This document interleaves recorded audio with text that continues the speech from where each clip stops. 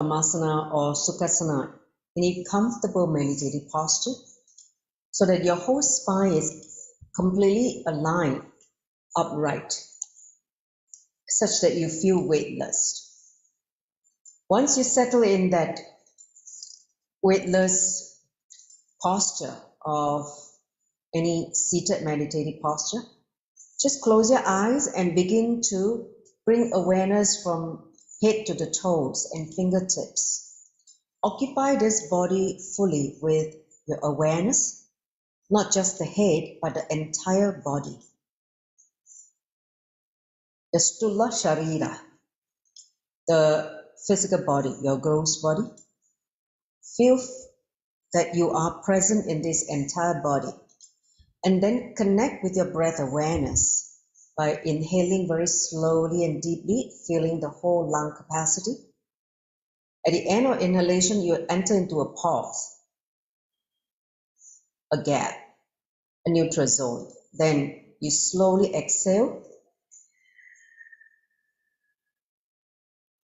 At the end of exhalation, you enter into the second gap, second pause. So go on breathing in this fashion with awareness of the two gaps in your breathing.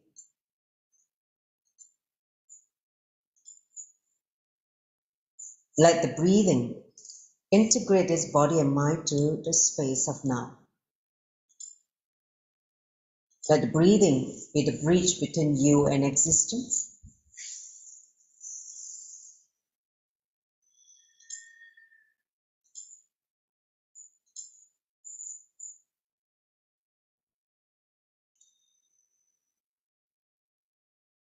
Enter into the space of Sravana, authentic listening. In that restful awareness, as we get ready to receive what Bhagavan Sri Krishna has to impart in this session.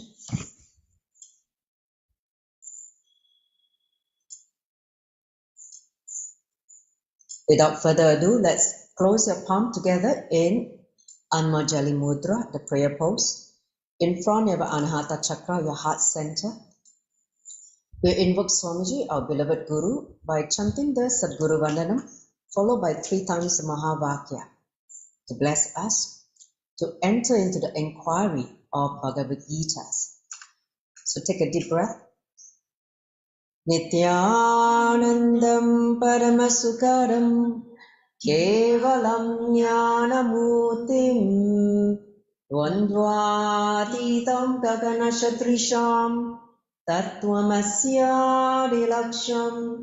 Ekam Nityam Vimalam Achalam Sarvadi Sakshi Bhutam Bhavaditam Trigunarahitam Satguruntam Namami. Om Nityananda Paramashivoham. Om Nityananda Paramashivoham. Om Nityananda Paramashivoham. Give yourself a bow from within in a deep prayer to Swamiji, our Guru, and Bhagavan Sri Krishna to bless us to receive the knowledge, the sacred knowledge of this chapter of Bhagavad Gita, and bless us to experience the truth.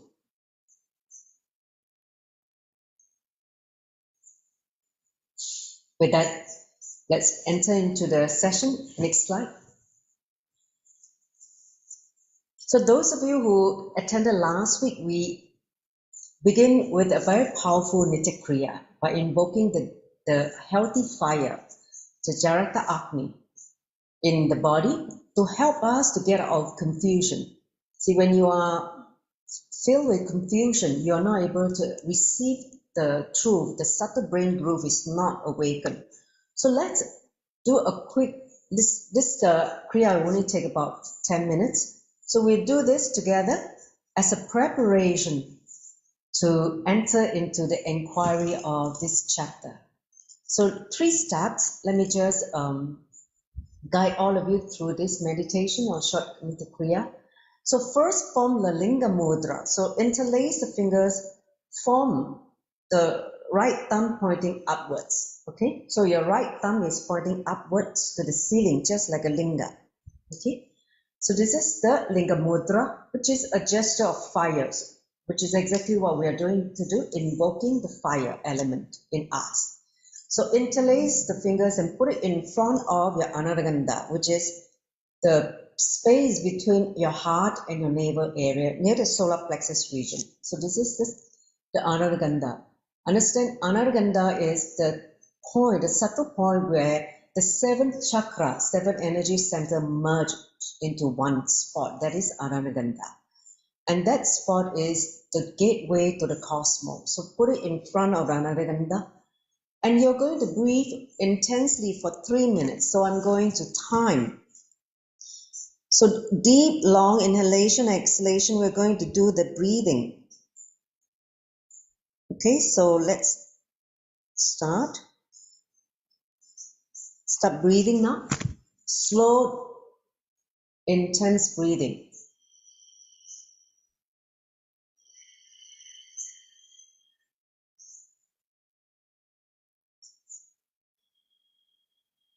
This breathing will activate a healthy fire in all of us.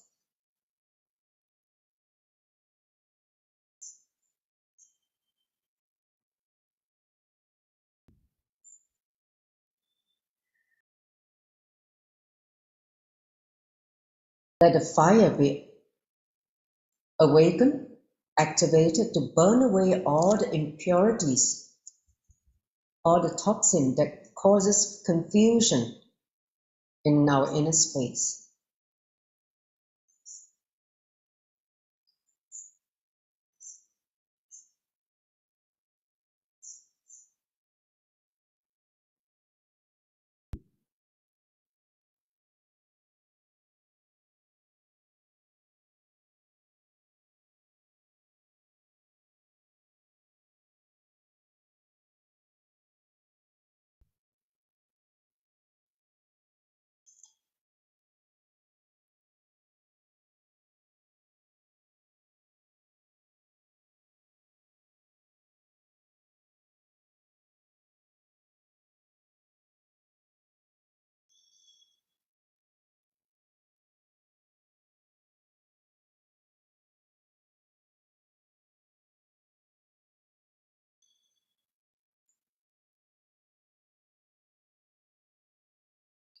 Long, intense breathing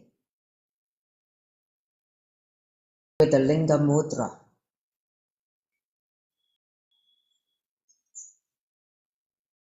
Those of you who just joined, we're working on the first step of the Nitya Kriya.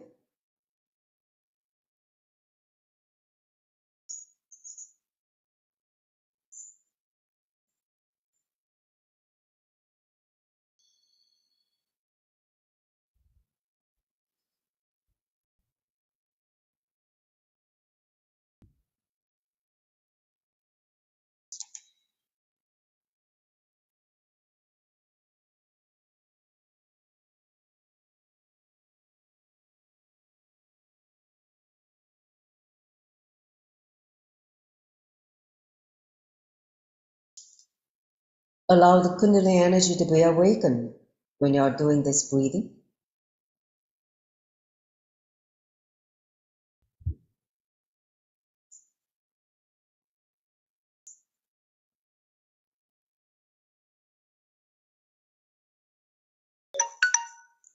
All right, finish the last breath. Let's enter into the second step. Place your hands on your shoulder joints like this, okay, on the top of the shoulder joints. You're going to rotate 11 times clockwise first, then anti-clockwise, okay, according to the breathing. So inhale, raise the elbow up. Exhale down, 1. So do it 11 times at your own pace. 2, 3, 4, 5, do it slowly, 6, 7, 8, 9, 10, 11. Reverse now, anti-clockwise. 1, 2, 3, 4, 5, 6, 7, 8, 9, 10, 11. Relax. Now, we enter into the third step, Samana Mudra. Interlace the fingers like this and put it in front of your legs, in front of your thigh. So we're going to chant the Omkara on inhale and Hreem on exhale. Normally we Om on exhale, but this time round you need to adjust by inhaling first and then start Oming on inhale like this. Om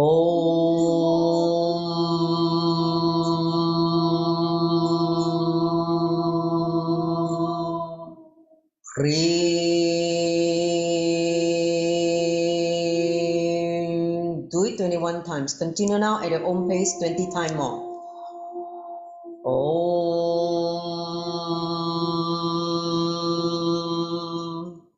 Hreem.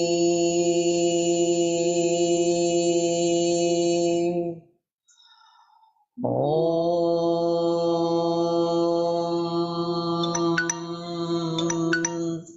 Hreem. Om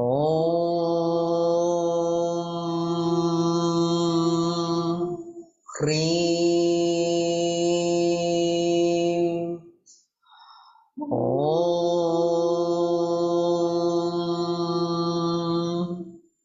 Hreem. Om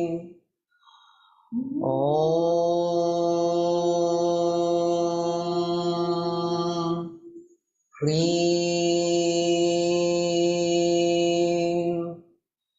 Om Hreem. Om Hreem.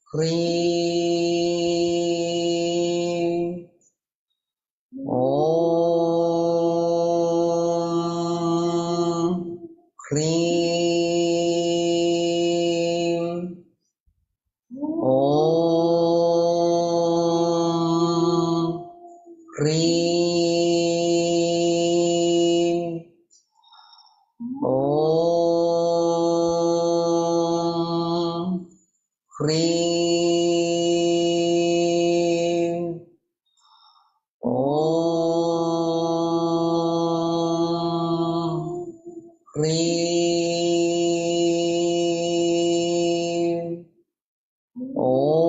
Om Hreem. Om Hreem.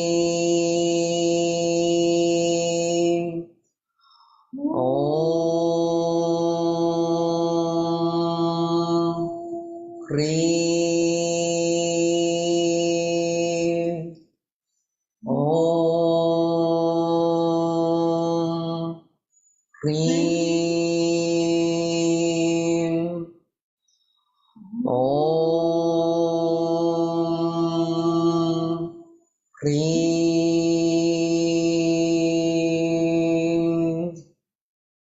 Om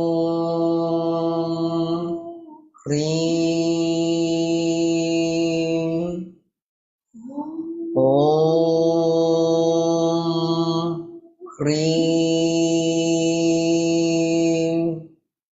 Om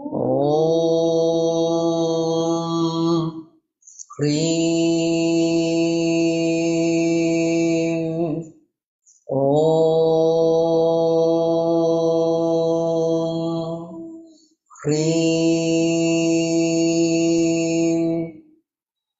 Om. Cream. Om.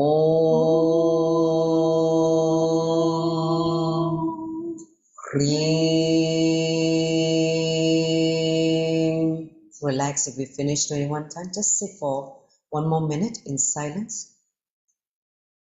Allow the energy to settle in the body into the space of silence, restful awareness.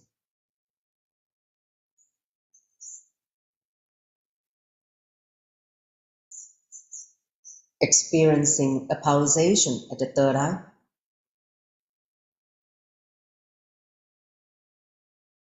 A tingling sensation at the third eye inner space.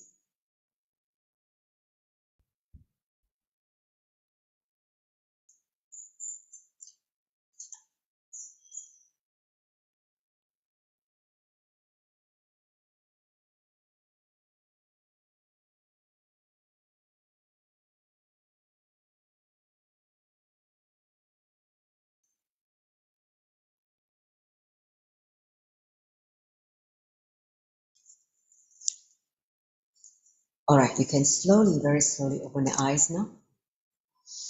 Well, we have more people now joined, some from India. Welcome. So let's go into the next slide after preparing ourselves to enter into the chapter 8, Aksarabrahma Yoga. So today, this is the flow we're going to go through. We'll recap for the benefit of people who are joining for the first time here, and also for people who attended last week. A quick recap what we went through last session in last Wednesday. So, and then we will touch on what is a summary of what this chapter is going to unfold. And then, as you know, today the chapter is a very short chapter, which is talking about death itself. All the question you want to know, what is Bhagavan Sri Krishna's, sacred truth that he's going to share with the world about death. That he say your last memory follows the next birth. And he say that is a celebration, which is exactly what Swamiji said in Living Enlightenment book as well. And then he's going to make us understand death in a much more deeper level. And then he talk about thoughts on the divine. So these are the, in summary, what we're going to touch on today. So without further ado, let me just hand over to our Sri Vedavyasa to take us into this chapter. Nityanandam. Nityanandam, everyone. So let us start this session with a recap and with the mantra first.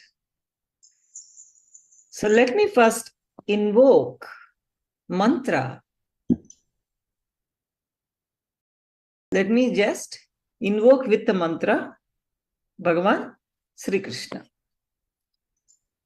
Om Vasudeva Sutam Devam Kamsa Chanura Mardhanam Devaki Paramanandam Krishnam Vande Jagadgurum. This means, I salute unto you, Bhagavan Sri Krishna, Guru, Master of the world, Son of Vasudeva, Supreme Bliss of Devaki, Destroyer of Kamsa and Chanura. Now, let us go to the next mantra to invoke the sacred knowledge of Bhagavad Gita. Om Parthaya Pratibodhita Bhagavata Narayanena Swayam Vyasena Gratitam Purana Munina Madhye Mahabharatam Advaitaamritavarshini Bhagavatim Ashtadasadhyayinim Amba Tvam anusandadhami Bhagavad Gita bhavadveshini. This means, oh, I meditate upon you, Bhagavad Gita, the affectionate Divine Mother, showering the nectar of Advaita, non-duality and destroying rebirth, incorporated into the midst of Mahabharata, of 18 chapters by sage Vyasa, the author of the Puranas, and imparted to Arjuna by Bhagavan Sriman Narayana himself.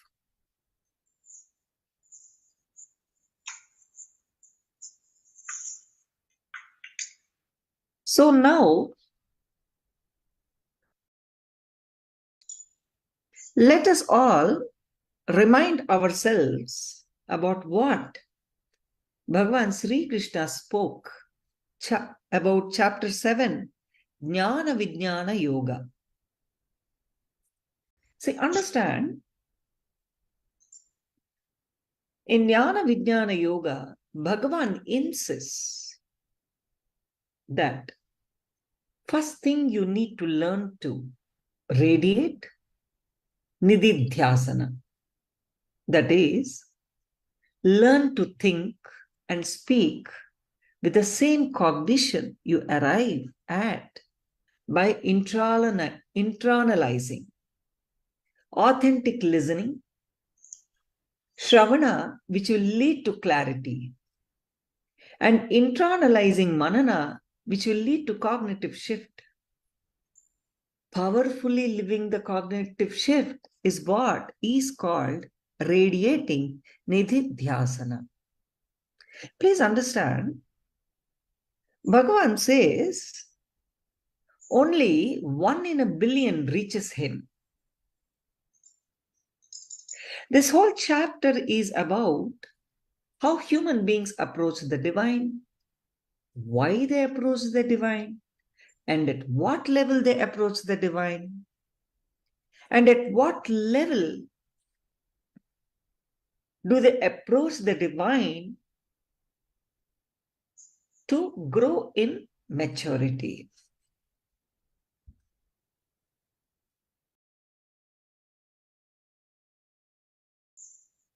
He says, approach the divine in the right way, right context. It's all about context, isn't it? He says, I am the thread, the sutra, the technique on which this whole existence is strung.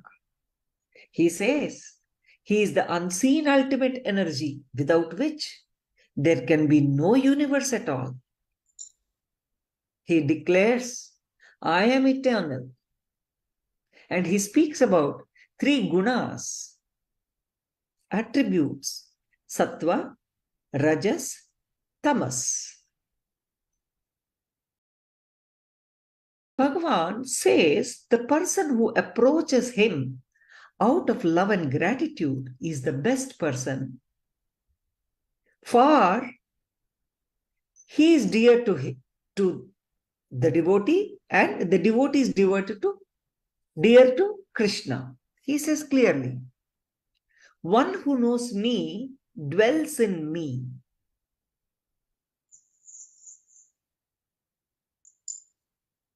He is the best person because I am dear to him and he is dear to me. Being engaged in my mission, he attains me. I am in your heart, Krishna declares his divinity openly. Please listen. He asks us to leave attachment and aversion, raga and dvesha. And he also gives meditation as a technique for surrendering one's identity. As you all know, whole Gita, Krishna gives Arjuna the techniques and processes, sutras that lead to liberation. Bhagavan says, even at the time of death, even if all your life you lived a dissolute life, if you realize the futility of the psychodrama you have played all your life, it will liberate you. The mere recognition of that drama can save you. If we want to die with the thought of the divine uppermost in our mind, we must be remembering him now.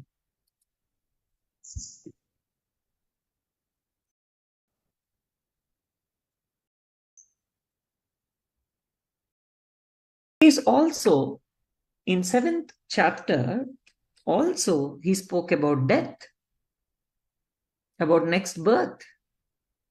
And here he's continuing it in the 8th chapter, Aksarabrahma Yoga. Bhagavan is teaching the art of leaving the body, exiting. He says, death is our ultimate fear. Anyone who claims not to be disturbed by the thought of death is only lying. The moment we understand death, our life becomes a celebration. Krishna reveals the secret of death, understanding which we can live even our death.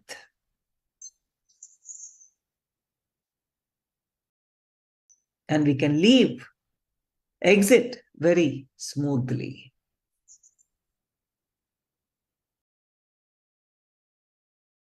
Bhagavan clearly says, your last memory follows you in next birth. When we understand how we assume body, we will know how we leave it. We create our whole body out of our fear, greed, guilt, and our engraved memories. These are called the root thought patterns, samskaras. We take body to work them out, experience them, and enjoy them. The problem is that after coming down into the body, we forget what we came down for. The samskaras and desires that we brought to live out and complete, we forget them. And instead, we accumulate desires from others in society. Means what? Borrowed desires. We accumulate desires from others in society and work out their desires in our life. When we live out others' desires in our life,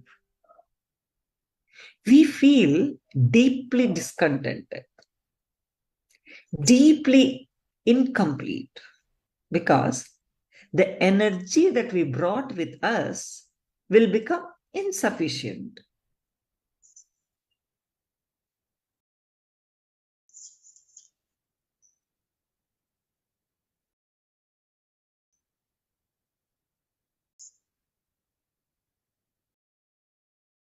Death is a celebration, Bhagavan says.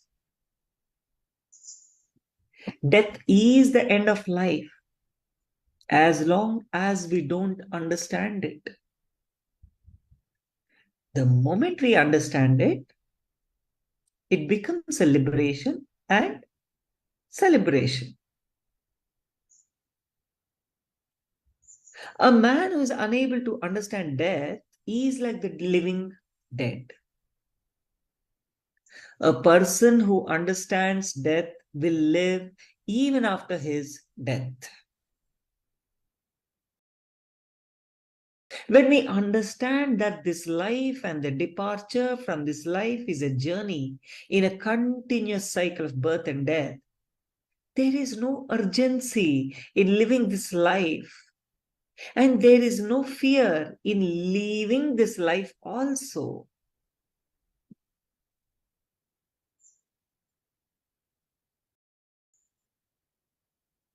When we understand that what we do in this life and how we do it determines how we are born,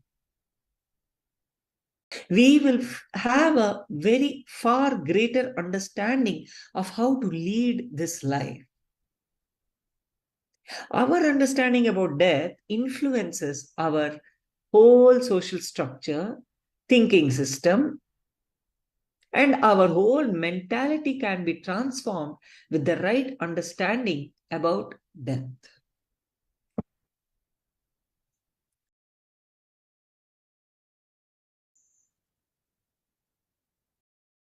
Bhagavan speaks about karma.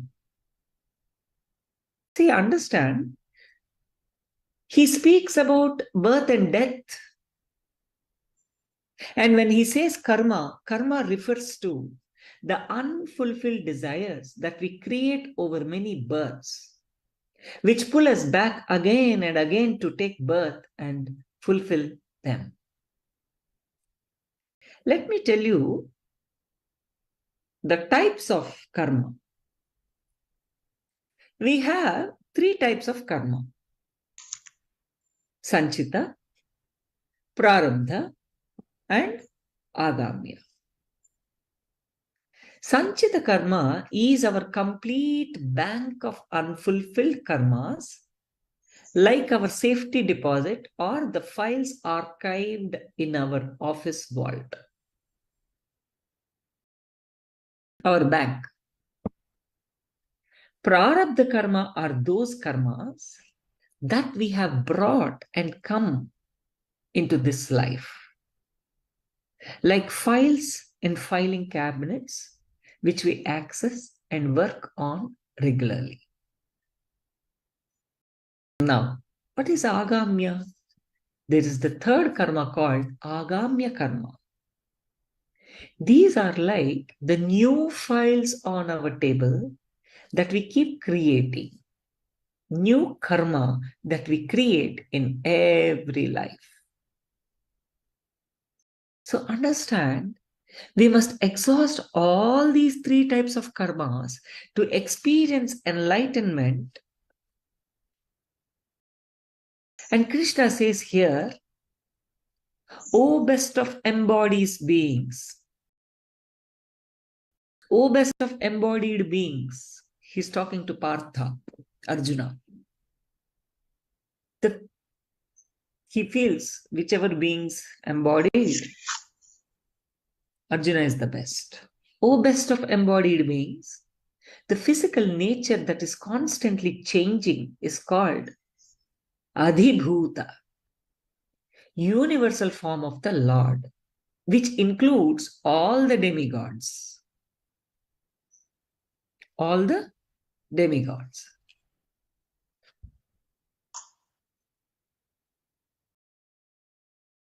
If we understand death, our whole life will be automatically disciplined. This gives us a background to understand the secret of death. When we understand why we take birth, it is easier to understand what happens when we leave the body. If we understand this deeply, our desire to possess everything around us will automatically drop. Krishna clearly says, all physical matter is energy and it keeps changing. And he speaks clearly in this verse. Everything, whether living or non-living, is an embodiment of the Supreme Soul. The same Supreme Soul lives in everything and everybody.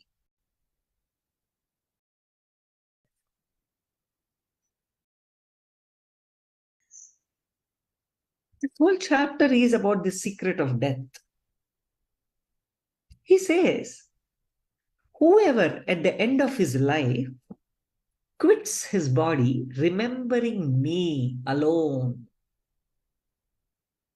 at once attains my nature. Me alone means superconsciousness. He's saying whoever at the end of his life quits his body remembering superconsciousness alone immediately attains his nature.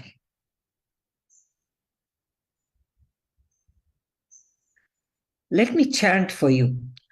Next Om slide. antakale cha mam eva smaran muktva kalevaram yah prayati sa madbhavam yati nastyatra samsavaha samsayaha. I'll do that once more. Yeah, then we follow. Antakale cha mam eva Antakale cha mam eva smaran muktva smararam mutva kalevaram kalevaram yah prayati yat prayati samadbhavam samadbhavam yati nastyatra yati nasti astra nastyatra nastya samya samsayaha. samsayaha. Okay? He says, whenever you do not fulfill any action completely, you create a hangover. You create a recorded memory of that action, a samskara. Samskara is living energy because it has the power to make you repeat the same action again and again and again as a pattern. If you have completed with that pattern by living a single samskara totally, completely, that samskara drops from your being. You are liberated from it.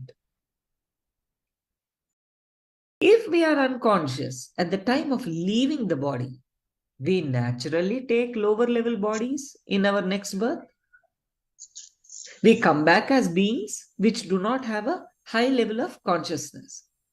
That is the reason Krishna says, Yam yam vapi smaran bhavam, means in whatever state you are at the time of leaving the body, you will achieve that state without fail.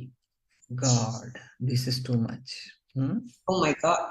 Yes, because how can we control ourselves at the time of the death? You know, Swamiji said that at the time of death, so much pain, right? Especially when the consciousness is withdrawing from this body, if you have a lot of samskara, it'll be so much pain. And in that imbalanced state, how can you remember? I don't. That is the reason all these practices, meditation techniques are given because whole life we have to remember him so that in the end life we will be able to remember him automatically. Mm-hmm. So,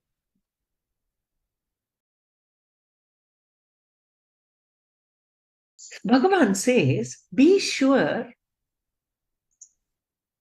to reach me. Exactly.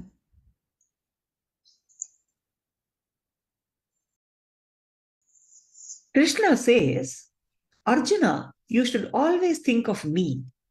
You should always be in my state of consciousness, even when you are doing your regular duty, even in your activities. Then you will attain me without doubt.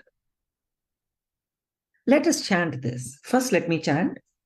Om tasmat sarveshu kaleshu mam anusmara yudhyachai mayarpitamano buddhir mamaivasya svasayaha. Let me first repeat.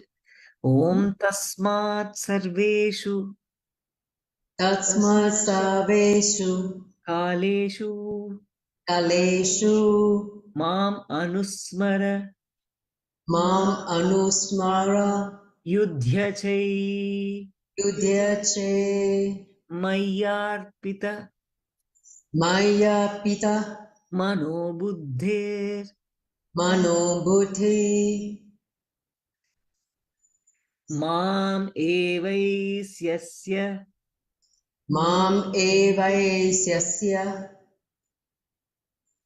samam sayah. samsayaha. Okay, means please be very clear. Whatever we think during our whole life, the same thought will come to us in the end also.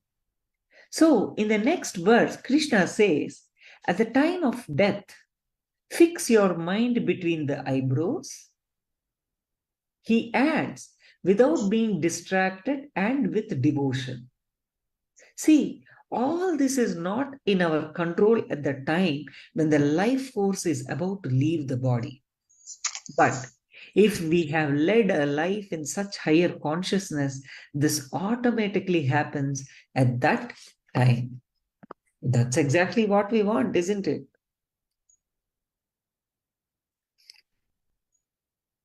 Next.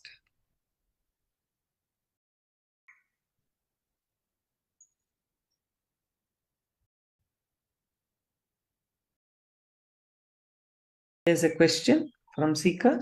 Yes, the question from the seeker is, Sri Vedavyasa, how can human being be in the witnessing mode when he lives a regular life? As you know that a lot of us are living in the outer world, living a regular life, and at the time of death, how can we maintain in that witnessing consciousness to be able to sail through, the passage of death?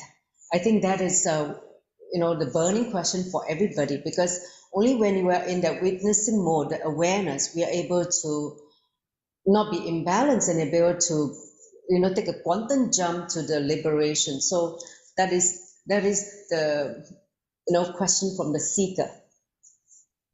Yes, true. See, understand, naturally, we are living an outer world life. So, if we have to think about God during death, then how do a human being be in the witnessing mode? See, start in a simple way. When you drive, when you sit, when you talk, even when you're having a bath, see what is happening inside and outside you. See what is happening and outside happening you. Please mute Anadyanta. Please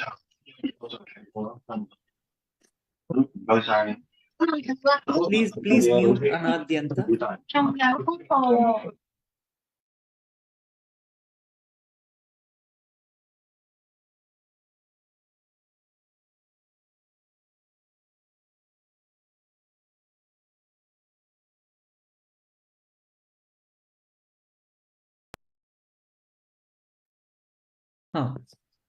See, whether we are cooking, whether we are sitting, whether we are talking, even when we are watching television,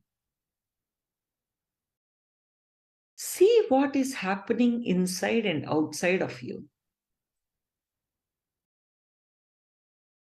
If we just witness the body and mind, we will automatically come back for that experience, for that peace again. Go into the consciousness of your being. Experience samadhi so that all hindrances disappear. You will experience the ultimate, eternal consciousness. While in the body, if we have experienced thoughtless awareness, universal consciousness. What is thoughtless awareness? Universal consciousness. Even for a single moment without the body and mind, that is what is called as samadhi. Please understand, when you are in the body, if you experienced thoughtless awareness, universal consciousness, even for a single moment, without body and mind activity, that is called samadhi. So sometimes, if we decide to take birth, we can even take a conscious birth if we experienced that one moment of samadhi.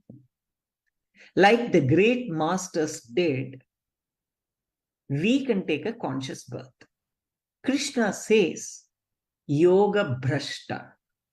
Yoga Bhrashta means we take birth in a family that will be conducive to our spiritual growth,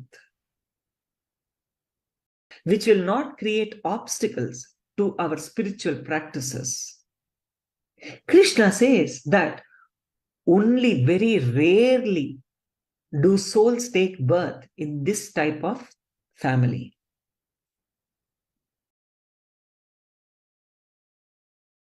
So, Sri Krishna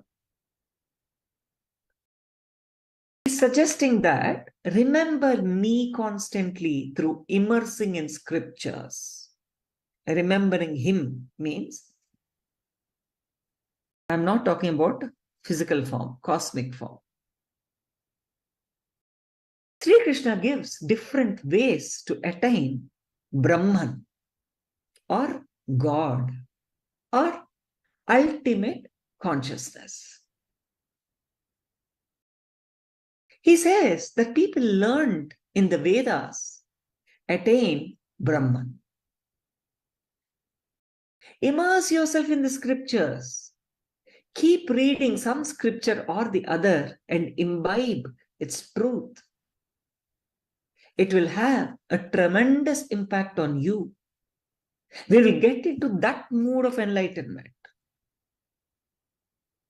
And this is what Krishna wants. When our thoughts are always directed towards self-realization, our thoughts will be of enlightenment at the time of death also. So this is what Bhagavan wants us to do. See, I'm telling again, immerse yourself in scriptures. Keep reading some scripture or the other. Imbibe the powerful cognition. I tell you, it will have a tremendous impact on you.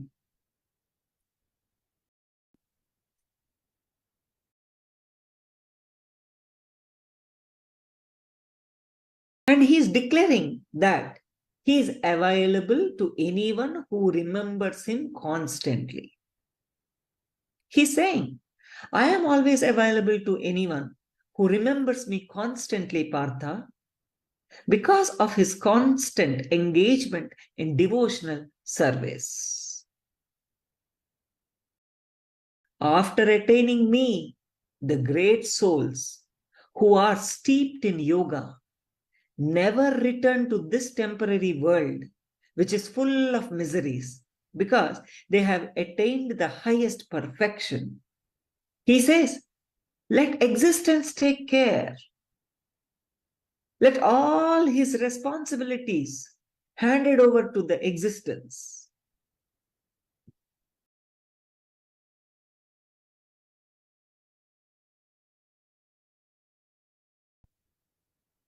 See, from the highest planet of Brahmaloka down to the lowest Loka, all places are places of misery, of repeated birth and death. But one who attains me, one who attains my being, means Krishna, one who attains my consciousness never takes birth again. Punarjanma na vidyate means never takes birth again. When we live in the body, at least once, by meditating or by surrender, experience one glimpse of thoughtless, restful awareness. Work intensely for it, for at least one glimpse of the witnessing consciousness, the space of completion. The enlightened master's initiation. This is very important. And inner awakening is the torch of consciousness that guides us through this path, through our living and leaving, exiting.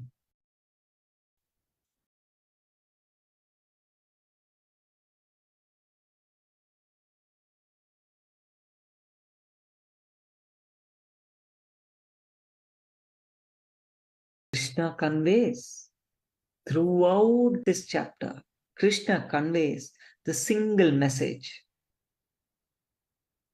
Experience his consciousness, thoughtless, witnessing consciousness in which Krishna stays and plays the whole game of life.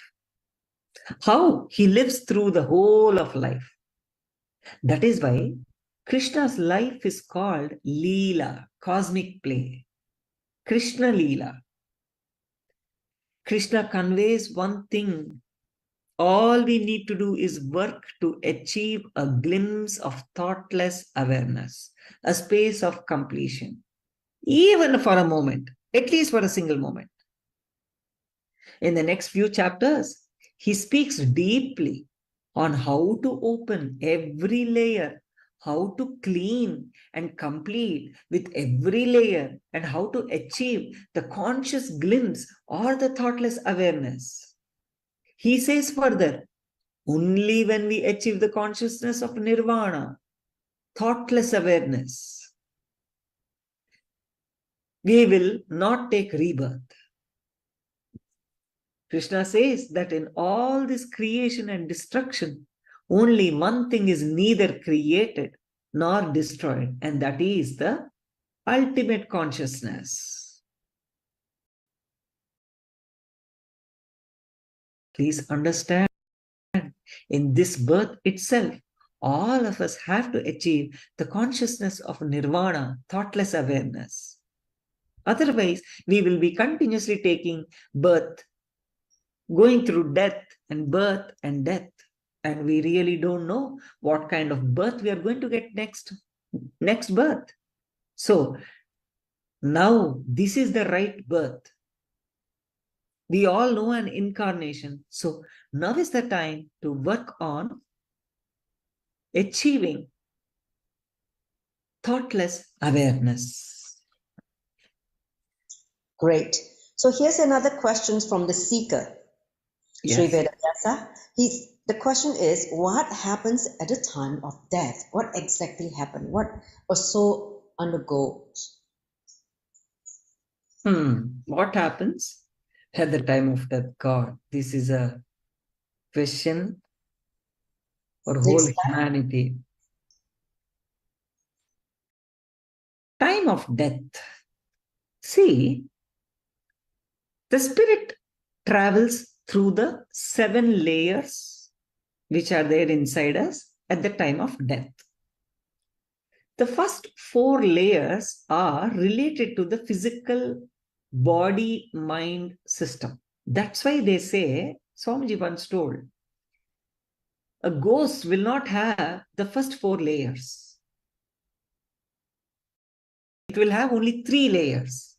That is the reason ghost cannot do any harm to us.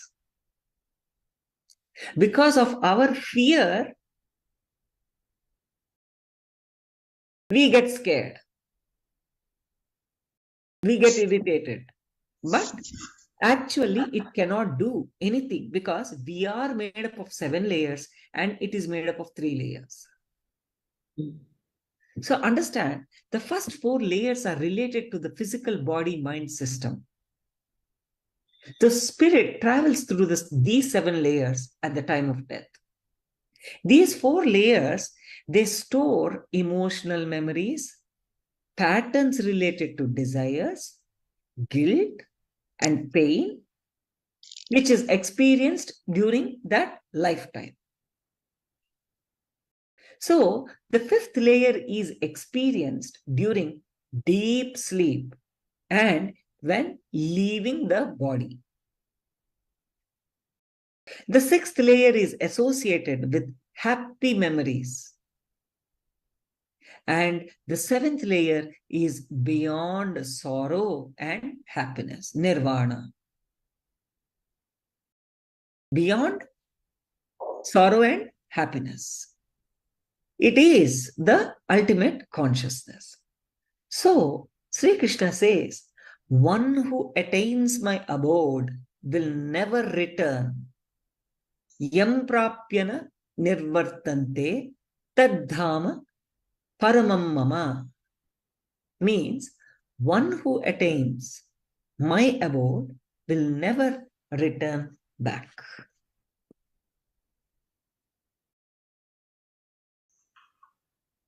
Please understand. Krishna again and again talks about focusing one's thoughts on the divine. The only way to think of the divine at the time of our death is by thinking about him all the time, whole life. Only then, at that time during death, we can remember him. Otherwise, if whole life if we are not thinking about divine, then suddenly during death, we cannot think of God. In such pain and suffering, we suddenly can't think of God if we have always been thinking about money, profession, food in our life or power. So it is impossible to think of God at that time. If whole life, if we spend this way. So when we live in a state of continuous devotion, our last thought will be of the divine. When we are immersed in thoughts of God, our inner space is purified and transforms into the space of completion. Understand, we are preparing ourselves at the time of death.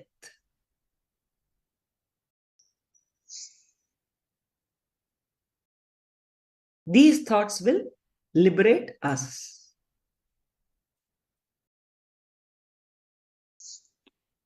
So, higher consciousness. See, Sri Krishna means when our mind is totally balanced and unagitated, it means when our being is conscious. Unagitated, balanced means what? It means when our being is conscious. Means we will travel in that higher consciousness path and we will disappear into Brahman, dissolve into Brahman. According to the Vedas, there are two ways to pass from this world. One is light and one is in darkness. Shukla Krishna Gati Haite Jagat Shashwate Mate. Means, when one passes in light, he does not return. But when one passes in darkness, he comes back again. Ekaya yatyana vartam ananya vartate punah. Means, please understand, the moment we die, when we pass into the light tunnel, we never return. But when we pass into the darkness tunnel, we will come back again. We are in the net of birth and death cycle. So Bhagavan is saying, be fixed in devotion. Be fixed in devotion. So the devotion holds the key to in the remembrance at the time of death, right? Yes. Okay. The essence of the whole chapter is, see, understand, devotion, there's supposed to be 9 ways to reach God. They say one of them is devotion through music, you know, towards enlightenment. So many times, see, whole day we can't be reading a scripture, right? So we should choose different paths. Means once we should be listening to motivating music. Once we should be maybe seeing, if people are interested in watching television, watch devotional movies or something like that, devotional stories. Sometimes read devotional stories about devotees, great devotees. You can read their sharings. Sometimes do mantra. Sometimes do puja. Sometimes sit in meditation. And 2 hours a day, sit in initiation of Swamiji, of Guru. So like this, we can divide our time. And whatever we are doing, we can put ourselves in devotion. So Krishna summarizes the essence of the whole chapter. He says, O Partha, the devotees who know these different paths are never bewildered. Therefore, O Arjuna, at all times, be always fixed in devotion. Yoga yukto bhavarjunaha. A person who understands the different paths that a spirit can take while leaving the body will always be prepared for death. He immerses himself in devotion, yoga, throughout his life for liberation. The last thought while leaving the body governs the path that the spirit chooses when entering the next body. Again and again, he emphasizes that this thought cannot be divine. Please understand, when we are leaving the body, he says that thought which comes cannot be divine unless we spend our entire lives in devotional service. Krishna is saying enriching is so very important. Krishna says if one engages in activities with devotion and enriching, then he will be there at the time of one's death. He has given intellectual knowledge, Shastra, until now. Until this chapter, Bhagavan taught intellectual knowledge, Shastra, to Arjuna. But in the following chapters, he gives deeper level techniques. Sutras, Shastras are over. Now, sutras, techniques to experience that ultimate truth. So let us pray to that ultimate energy, Pararbrahma Sri Krishna, to give us the intelligence and the experience of thoughtless awareness, witnessing consciousness, what we call as completion, or Atmajnana, the eternal bliss, Nityananda. So thank you, everybody. So do you have any questions? Yeah, those of you who have questions so far, you can type on the chat and we'll answer your question. Take a few moments.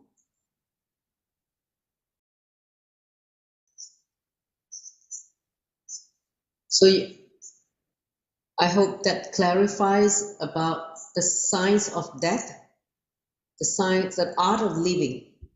So in summary is to be stick in the devotional service and in remembrance of the divine. Yes, and also understanding about the three types of karma: Sanchita, Prarabdha, and Agamya. We really need to understand these three types of karma to exhaust them, so that when we exhaust them, we will definitely be in the space of completion and space of devotion during our death. I remember Swamiji said that once he said that exhaust your parabdha karma, take care that you don't create agamya karma, which means don't create more karma when you're in the body, and he will take care of the sanchita karma because that is beyond us. Only the guru can burn away all the sanchita karma Correct.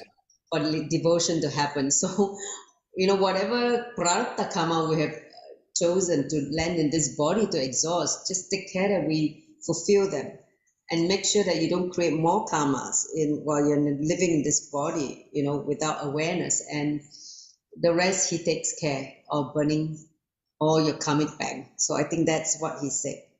Yes, because Sanchita karma is all that we have accumulated over many births. Because each time we take a birth, we try to pick up 6 or 10 things to exhaust, and we come back to this earth. But after coming here, we forget about exhausting those 6 or 10, and we collect more karmas. So whatever 6 and 10 to exhaust we came are still there, and what we picked are also still there. Like this, every birth it is happening. So the bank balance has grown mountains and mountains and mountains. Like never ending. Yes.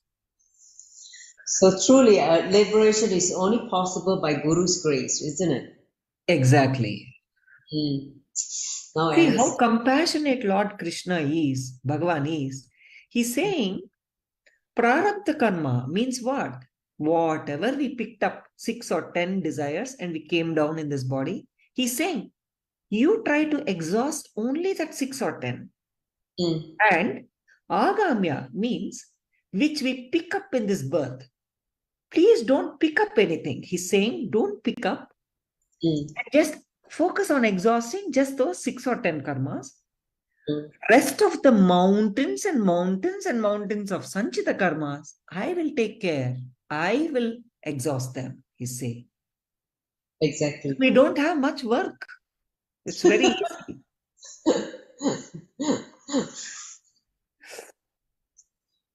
Sounds like a good plan. So anyhow, looks like nobody has questions. This chapter is a very small chapter. So no question on that about clarification, what you need to do in the devotional service. So when he said devotional service means serve the Guru, okay? yes. Serve the Guru. Yeah, don't think that you can just sit here and just listen all the things and then without doing any work. So serve the Guru and be part of the Guru's mission. So I think that's what he's encouraging everybody to do. Be in his, part of his mission. And I think in Guru Gita also it talks about doing his work, right? Be part of the Guru's mission. Yes. Yes. Yeah. So it looks like there's no questions today. I'm surprised. Huh? Even Javishatika has no question today.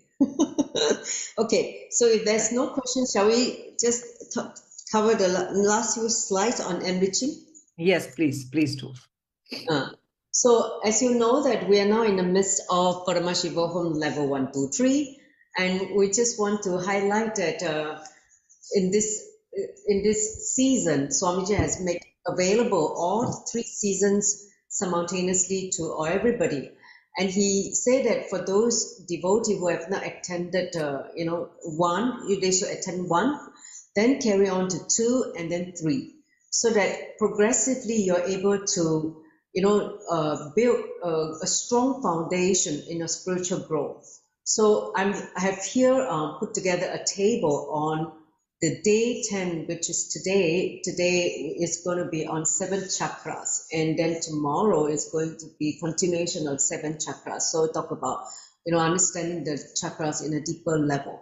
So each day you can actually pick, if you're not able to attend the full 21 days, ideally you should attend 21 days, but because you're working or whatever, you can pick certain day and come back again the next seasons to complete the other days that you have missed. Okay, so try to attend the first level program, and because many of these programs are conducted in the earlier days of Swamiji's public life, which means all these very, very earlier programs, they're very, very powerful, easy program to for us to understand for a lot of common man. Because right now for Paramahansa level 3, a lot of powerful cognition can go above your head if you're not given this foundation.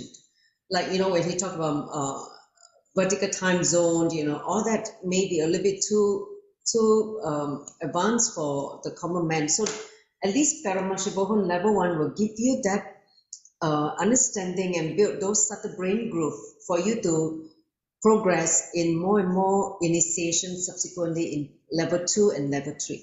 So this is the intention that Swamiji has recommended to all the devotees. If you have not attended any of the earlier programs, please come and start with level 1, Paramahansa level 1. Okay, so this is you can get a schedule of the days till 26th of November. Okay, next slide. And also Paramahansa level 2 and 3, which also started on the 6th of November. Please go ahead and find out more. And Swamiji is giving initiation every morning at here in Singapore is 8 a.m. And of course, all of you who are aware, please participate in the live darshan, because the live darshan, he gives initiation for devotees participating in level 1, level 2, and level 3. So whichever level you're attending, he gives the initiation on the day itself for all the participants. So don't miss the live initiation. Like I said in this chapter, you say Guru's initiation is very important for us to be established in the witnessing consciousness, right? So make sure that you attend the initiation so that you can fall in tune into the samadhi state. Okay, so next slide. Okay, this is the final slide. Besides thanking you all for the participation, Swamiji did say again as a reminder for all of us to have a breakthrough in knowledge of this sacred book, Bhagavad Gita, and to manifest abundance in our life. He said, talk to 11 people a day about this book or this scripture, and bring them to the next session, whether it's to enrich them to Paramahansa home level 1, 2, 3, or to this session. And by doing that, talk to 11 people, you will see a lot of this powerful cognition just start getting into your bio memory. And if you like, we also highly recommend you to download and read the Bhagavad Gita Decoded, which is written by Swamiji. If you have the physical book, that would be wonderful. If you do not have a physical book, you can go and download through this link, and then start reading the book. We're all reading the book now, because I think in Chaturmasya, many of us, Swamiji has given us a project to read this book. So last but not least, we are going to announce that we have the next chapter 9 next week, Raja Vidya Raja Guhya Yoga. So on the 22nd of November. So next Wednesday, I welcome all of you back again. This is going to be a fascinating chapter. It's a royal secret and royal knowledge. Yeah, so all the secrets and the royal secrets and knowledge about yoga. So Bhagavan Sri Krishna is going to reveal to all of us, because he's talked about that, how to liberate ourselves and be able to established in that restful awareness. So now he's giving more understanding about the royal secret in the next chapter. So don't miss to enrich people to come to join us for the next session. All right. So looks like we'll end 5 minutes earlier. Yeah. With that, Yeah. With that,